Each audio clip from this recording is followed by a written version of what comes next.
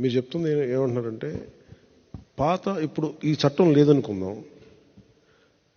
ఇప్పుడు నా ఆస్తి ఆ ప్రాసెస్ చెప్పండి నాకు, ఆ కంపారిజన్ ఉంటే నాకు ఈజీగా ఉంటుంది చెప్పడానికి.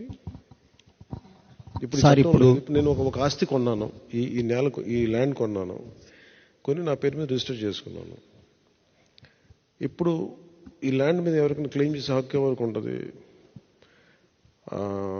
క్లెయిమ్ చేద్దాం అనుకున్నప్పుడు వాళ్ళు ఇప్పుడు ఏం చేస్తారు? ఇప్పుడున్న చట్టం ప్రకారం యాజ్ పర్ రిజిస్ట్రేషన్ డాక్యుమెంట్ ప్రకారం హక్కు మీది సార్. కానీ ఈ టైటిల్ ప్రకారం ఆ రిజిస్ట్రేషన్ డాక్యుమెంట్స్ కి విలువ లేదంట. ఇప్పుడు రిజిస్ట్రేషన్ నా పేరు మీద ఉంది కాబట్టి హక్కు నాది, హక్కు మీది జనరల్ గా అయితే. ఇప్పుడు రిజిస్ట్రేషన్ యాక్ట్ 1908 ప్రకారం ఇది లెజిటిమేట్ గా ఉన్నది. Yes sir.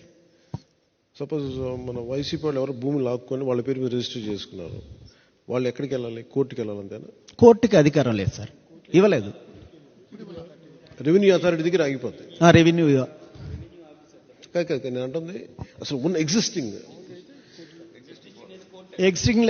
లా కోర్టుకి వెళ్ళాలి సార్.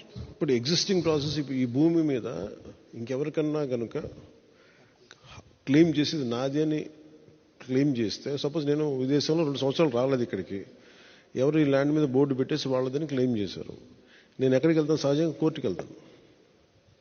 కోర్టుకి వెళ్ళే అధికారం ఈ చట్టం ఇవ్వలేదు సార్, జ్యూరిస్డిక్షన్ ని ఊస్ట్ చేసింది.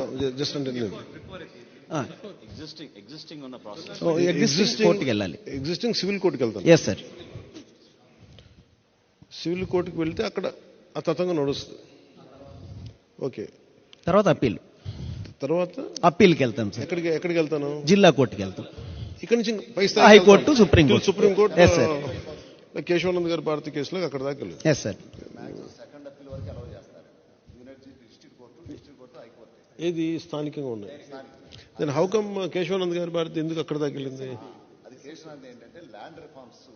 ఓకే, అది కాన్స్టిట్యూషనల్. ఓకే ఓకే, దేనికైనా వెళ్ళొచ్చగలంటప్పుడు.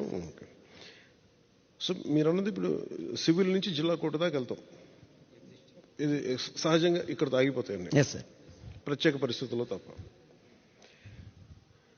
ఈ కొత్త చట్టం పట్టుకొచ్చారు వీళ్ళు. ఈ కొత్త చట్టం ప్రకారం ఎట్లా? ఇది వేరే రాష్ట్రాల్లో ఉందా?